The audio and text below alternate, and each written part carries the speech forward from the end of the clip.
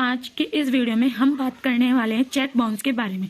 Online payment का use तो करते हैं लेन देन करने के लिए, लेकिन फिर भी बहुत सारी ऐसे लोग हैं जो कि चेक के जरिए पेमेंट करते हैं, लेकिन आपके पास कुछ ऐसी गलतियां वजह से आपका चेक बाउंस हो जाता है। और भारत के अंदर चेक को बाउंस होने का लेकर एक अपराधी के शरण में माना जाता है। दोस्तों, मैं आपको बताना चाहूंगी निकोलवियर इंस्टीट्यूट एक्ट धारा 81, अगर आप चेक बाउंस होता है कुछ वैसी परिस्थितियों में आप पर मुकदमा चलाया जा सकता है, जिसके तहत 2 साल की जेल और भारी भरकम जुर्माना आपको देना पड़ सकता है अगर आपका चेक बाउंस होता है। तो दोस्तों, यहाँ पर हमारे लिए ये जानना जरूरी है, बेहद जरूरी है, जो कौन सी गलती है जिनको हमें नहीं करना चाहिए, जिसके हमारे जो चेक है बाउंस ना होए और किसी मुसीबत में ना पड़े। तो चलिए जानते हैं आखिर ये कौन सी गलतियां हैं जो चेक बाउंस होने के कई सारे कारण हो सकते हैं, जिनमें सबसे पहला होता है अनएबिलिटी बैलेंस फॉर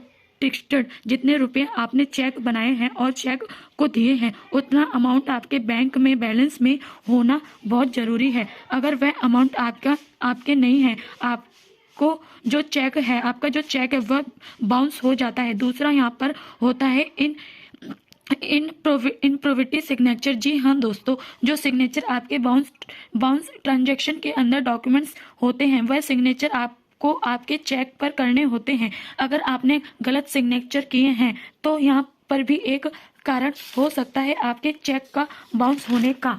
तीसरा कारण होता है ओवर राइटिंग, जिसमें हमसे कई गलती हो जाती है। पेपर पर कुछ भी लिखते हैं तो उसको करेक्ट करने के लिए उस पर दोबारा से पेन चला देते हैं, लेकिन चेक पर ऐसी वैलिडिटी नहीं होती है। अगर आप चेक पर कोई गलती करते हैं, फिर से उसको करेक्ट करने के लिए दोबारा उस पर पेन चला देते हैं, तो वहाँ पर एक कारण हो सकता है इसकी वजह से आपको चेक बाउंस किया जाए। इसके अलावा होता है एक्सपायर डेट के बाद आप चेक जमा करें, यानी कि जिस डेट को आपने चेक बनाया था उसमें 3 महीने का समय उसमें आपके पास होता है। आपने एक तारीख को अगर चेक बनाया था, अगले 3 महीने उस चेक को जमा कर सकते हैं, लेकिन 3 महीने के बाद अगर आपने उस चेक को जमा करते हैं तो वह चेक